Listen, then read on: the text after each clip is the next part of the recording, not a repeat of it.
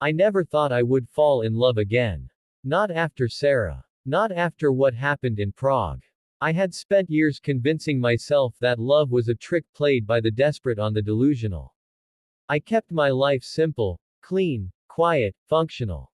I went to work. I came home. I avoided attachments. And I was doing fine, or at least I told myself that, until the day I met Eva. It was at a bookstore I didn't usually visit. One of those hidden ones, tucked behind an antique shop, where time seemed to collect like dust on forgotten poetry. I was there for a rare edition of a book no one read anymore. She was sitting in the poetry section, her hair tied in a careless knot, her fingers tracing the edge of a torn page like it meant something. When our eyes met, I felt it. Not love. Not yet. Just a sharpness. Like waking up from a long sleep. She smiled. I nodded. That should have been it. But I found myself walking closer. Saying something about the book she held. She replied, quoting a line from it. Her voice was calm and low, and it stayed with me long after I left the shop. The next day, I went back. She was there again. We talked longer. And then again. And then again. Within a week, we had coffee. Within a month, she had a drawer at my place. By the third month, she lived with me. Everything moved fast, but not recklessly. It felt inevitable. Like we were two magnets waking up after years of resisting their pull. My routine changed, gently but completely. I started cooking more, playing music in the mornings, reading out loud at night. I found myself smiling at nothing. Not because of a joke, but because she was in the next room. It scared me how easily she fit into my life. How completely I let her in. She asked questions about my past, but never pressed too hard. I told her about Sarah in vague terms, enough to paint a picture of loss without letting her into the gallery. She seemed to understand. She didn't talk much about her past either. Just brief mentions of a brother she hadn't seen in years. A house by the sea she sold long ago. Nothing too detailed. I chalked it up to the same cautiousness I carried. Some people keep secrets out of habit. Others keep them to survive. The first strange thing happened 6 months in. I found Eva crying in the kitchen. It was early, just past dawn. The kettle was on. Steam floated in the air like a ghost. She didn't notice me at first. When she did, she wiped her tears away and said it was nothing. A bad dream. I believed her. Until it happened again. This time at night, in the bathtub. She thought I was asleep. She whispered a name. Not mine. I asked who it was. She said it was from a book. I didn't press. Then she started getting phone calls. Always around the same time, mid-afternoon. She would step into the hallway, lower her voice, say very little. When I asked, she said it was work. She had picked up freelance editing again.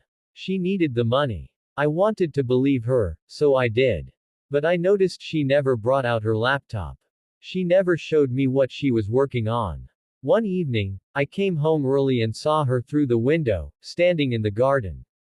She was holding something. A photograph. She burned it with a lighter and watched the ashes scatter. I didn't ask. I wasn't sure I wanted to know. The distance grew slowly. She began waking up in the middle of the night, pacing. Some mornings she wouldn't speak at all.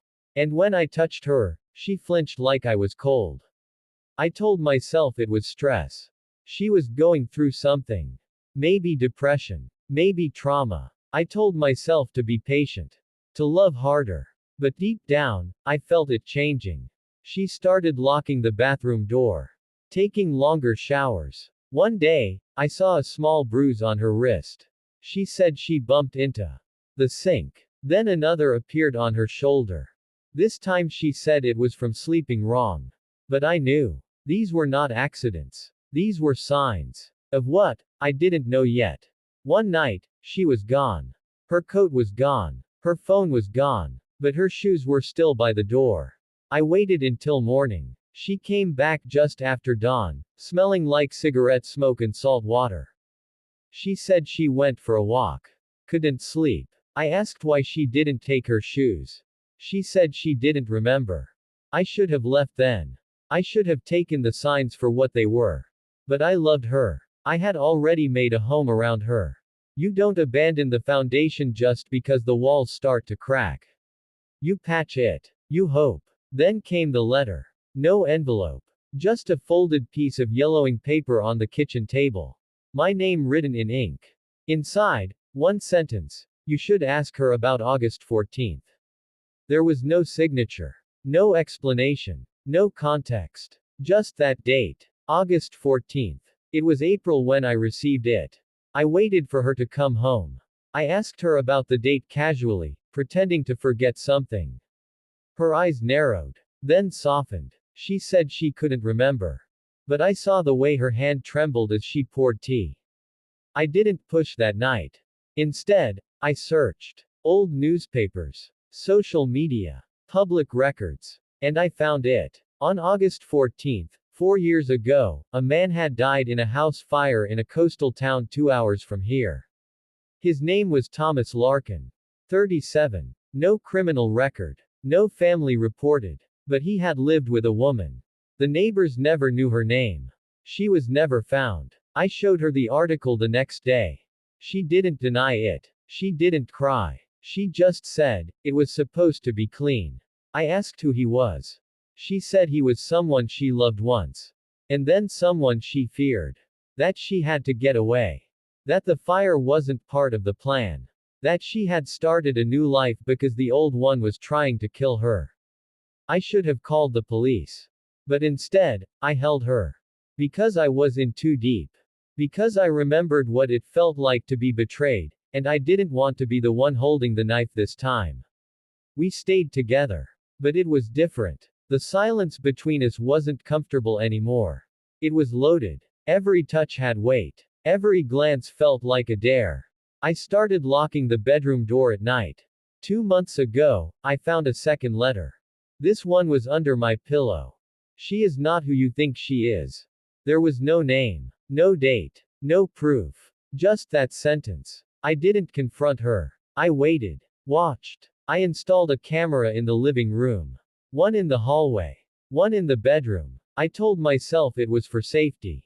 But it was for truth. What I saw on the footage broke me. Every night, after I fell asleep, she would sit beside me and whisper things. Softly. Almost lovingly. But her eyes weren't warm. They were calculating. She would open drawers. Look through my wallet. Once, she took a key and replaced it with another. I never noticed. Until the night I heard her say, he's almost ready. I don't know who she was talking to. I don't know what I'm ready for. But I haven't slept since. She's watching me now. As I write this. She's sitting on the couch, reading. But I know she knows I know. There's a weight in the air, like before a storm. Something is coming. And I don't think I'll survive it. If you find this, don't try to find me. Don't look for her. Because love is never what it seems. And betrayal wears the face you trust most. Thank you for watching. To see more videos like this, visit the channel.